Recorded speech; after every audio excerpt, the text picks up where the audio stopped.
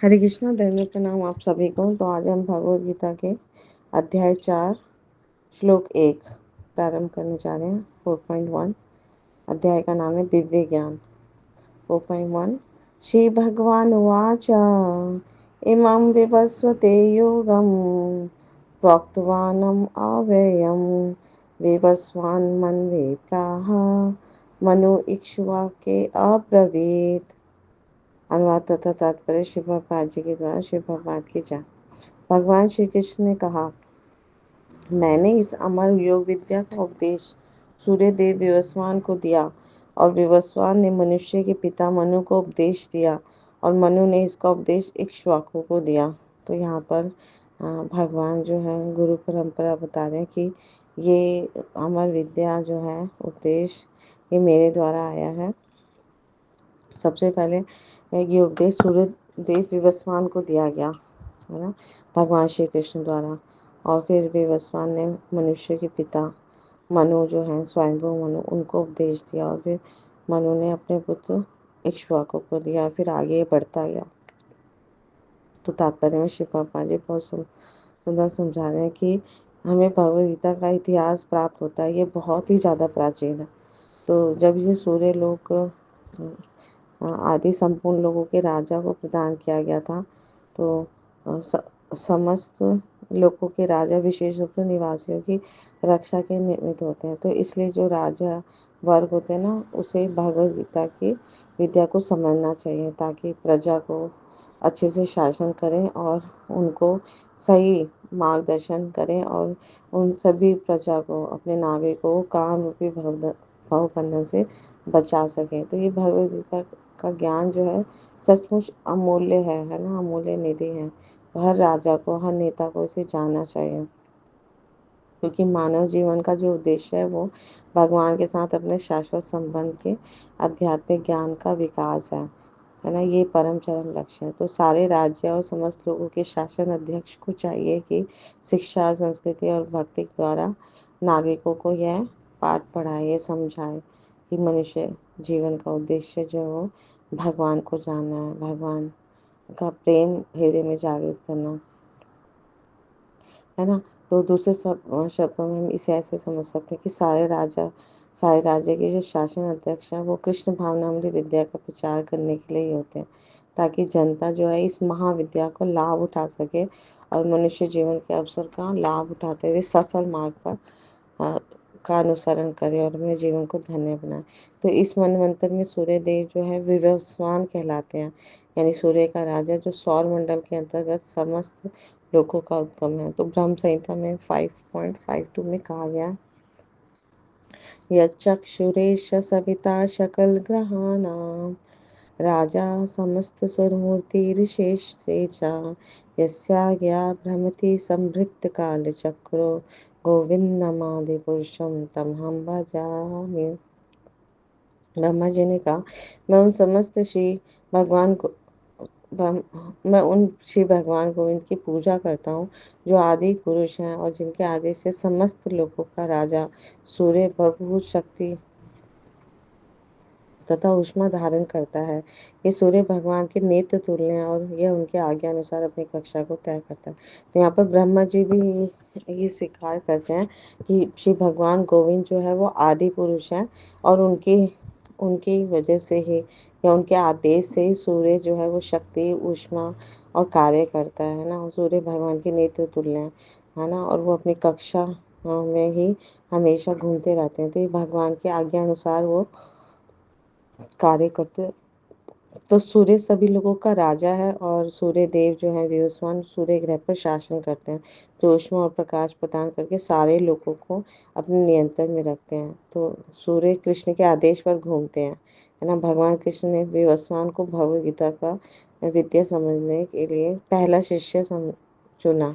तो हम समझते हैं कि उनकी स्थिति कितनी ऊंची होगी ना, तभी तो भगवान ने उनको अपना पहला शिष्य चुना और भगवद गीता को समझाया।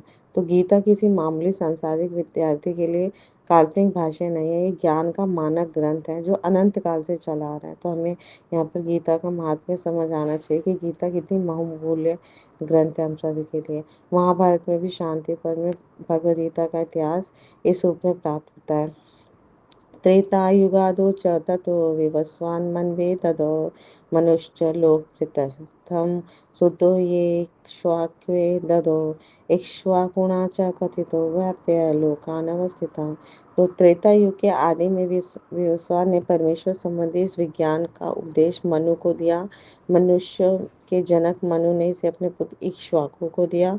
इक्ष्वाकु इस पृथ्वी के शासक थे और उसे रघुकुल के पूर्वज थे जिसमें भगवान श्री राम ने अवतार लिया।